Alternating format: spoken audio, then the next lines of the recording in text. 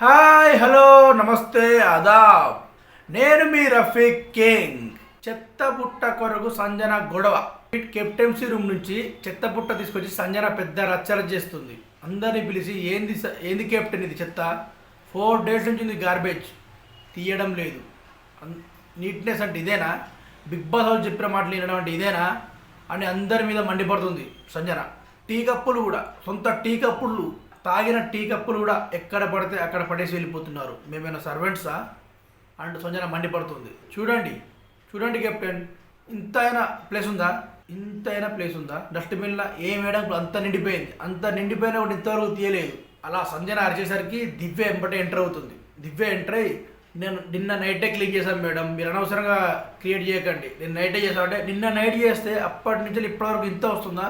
4 days నుంచి clean చేస్తలేరు, అనవసరంగా నిన్న నైట్ క్లీన్ చేసామని అబద్ధం ఆడకండి అని సంజన రివర్స్ ఫైర్ అవుతుంది. సరే రేపు మార్నింగ్ తీసేస్తాం, అక్కడ పెట్టండి, అనవసరంగా బయటికి తెచ్చి క్రియేట్ చేయకండి షో అనేసరికి, రేపు మార్నింగ్ కాదు ఇప్పుడు చేస్తారా, నన్ను చేయమంటారా?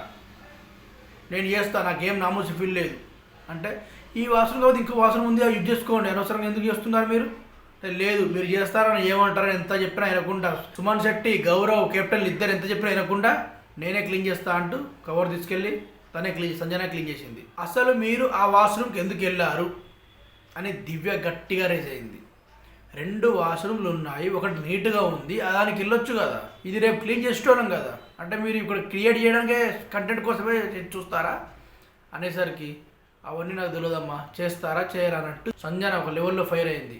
నేనేమన్నా మీ సర్వెంటా? సుమన్ శెట్టి పై రెచ్చిపోయిన సంజన కిచెన్లోకి వెళ్ళి కవర్ తెచ్చి మారుస్తుంటే గౌరవ్ ఆపబోయాడు సంజనాని. సంజన గారు, అది మీ వర్క్ కాదు, డస్ట్బిన్ ఎక్కడుందో అక్కడ పెట్టండి అని సుమన్ శెట్టి ఉర్రాడు. వెంటనే సంజన సీరియస్ అయింది. నువ్వు చెప్పగానే నిన్ను తీసి ఆడ పెట్టాలా? నేనేమైనా నీ సర్వెంటా?